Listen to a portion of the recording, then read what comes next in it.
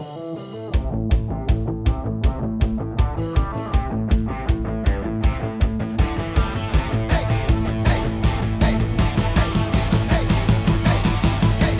Cristiano Luzzago, un grande classico del collezionismo in un'edizione che farà la storia, Lotus Elise 240 Sport Final Edition.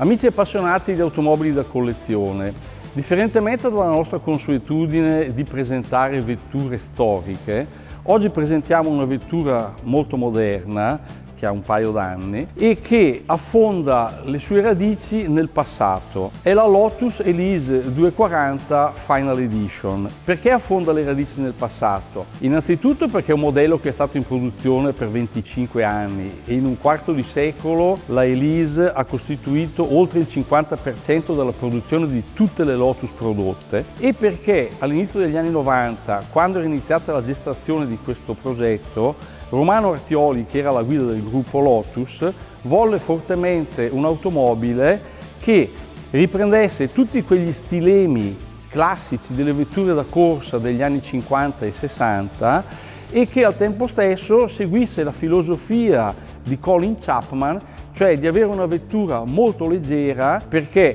non è necessario avere grandi potenze quanto è molto più competitiva la leggerezza. La Lotus Elise fu prodotta con un telaio in alluminio, oltretutto non saldato come si usava all'epoca, ma incollato seguendo le specifiche di costruzione anche aeronautiche. Quindi era molto leggero, con una carrozzeria in vetroresina, che era una grande tradizione della Lotus già da decenni prima, e con potenze che nel corso degli anni sono andate aumentando. All'inizio, con le prime serie, le vetture erano motorizzate con degli ottimi propulsori Rover, ma poi, dovendosi adeguare anche alle normative vigenti che cambiarono nel corso degli anni, passarono prima su un gruppo motorizzato Toyota e successivamente, nella terza edizione della Elise, c'è l'ultimo motore Toyota, che è sicuramente il più evoluto, con il compressore raffreddato ad acqua, e quindi una macchina molto performante. Vediamo quali sono le caratteristiche della Final Edition. Innanzitutto è un modello che, come dice il nome stesso, nasce con uno spirito collezionistico, perché serve per celebrare questa grande produzione che la Lotus ha avuto in questi 25 anni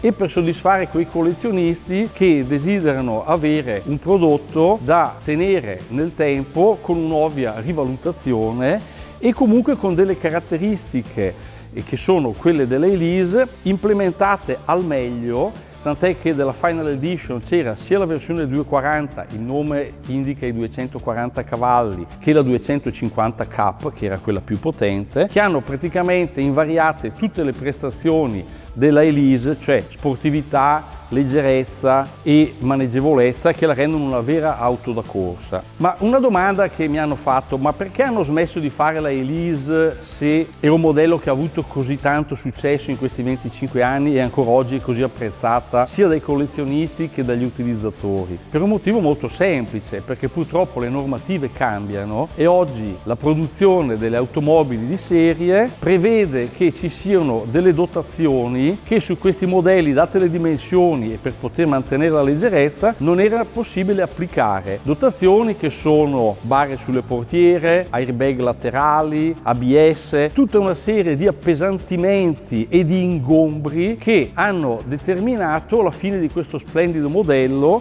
Infatti, con i modelli prodotti successivamente l'Elise, quindi la Emira, pensate, il peso della vettura aumenta addirittura del 50% rispetto alle Elise.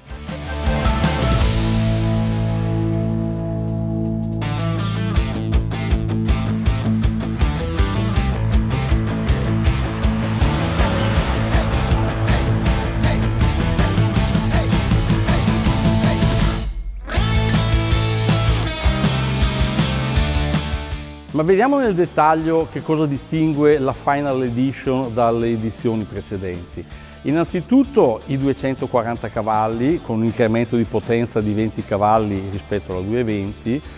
la velocità, che naturalmente è importante perché è una macchina da oltre 240 km/h, e l'accelerazione, che è da 0 a 100 in 4,5 secondi. Nei dettagli delle finiture c'è una gamma di colori ben precisa. Questo è l'Orange Metallic, che fa parte della gamma di colori Select, poi c'è la gamma dei colori tradizionali, e che fra l'altro, come è scritto sul certificato d'origine di questa vettura, è una delle due prodotte di questo colore per il mercato europeo con guida sinistra, quindi un pezzo che per i collezionisti è molto interessante. Sempre parlando della colorazione, è proprio caratteristica della Final Edition che tutte le cuciture dei sedili siano riportate nel medesimo colore della vettura, e anche le finiture interne, quindi le cornici degli alzavetri, la plancia centrale del cruscotto e l'ogiva dove è alloggiata la leva del cambio, siano in tinta con il colore esterno dell'auto. È equipaggiata con un volante non rotondo, bensì con la parte inferiore tagliata per dare un migliore accesso all'abitacolo, e il cruscotto ha una doppia strumentazione digitale. Mi spiego.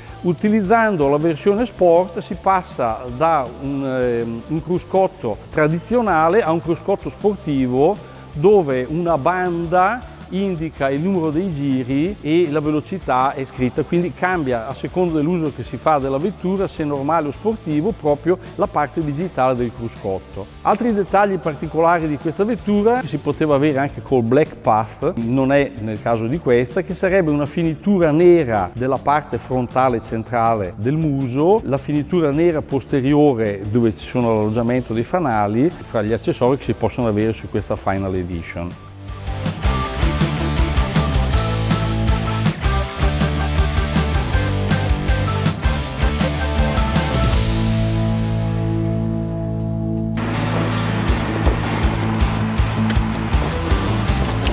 Che la Final Edition sia nata come un esemplare da collezionismo lo si capisce soprattutto anche dalla dotazione che viene fornita a corredo della macchina, che è un cofanetto dedicato al proprietario acquirente della vettura, intestato a lui personalmente, corredato di un certificato d'origine che descrive le caratteristiche della macchina, ed è proprio per questo che chi possiede e ha la fortuna di possedere questi modelli così rari ne fa un uso molto limitato. Infatti questa è una vettura che è prodotta nel 2021 ma immatricolata nell'agosto del 2022, ha percorso ad oggi solo 2000 km, proprio perché c'è questa sensibilità nel volerla mantenere nello stato originario il più possibile, cercando di non sfruttarla e di mandarla avanti nel futuro per i posteri, per gli investitori, per chi vorrà avere una macchina che è il canto del cigno e la celebrazione migliore di un modello che per 25 anni ha fatto veramente la fortuna del marchio Lotus.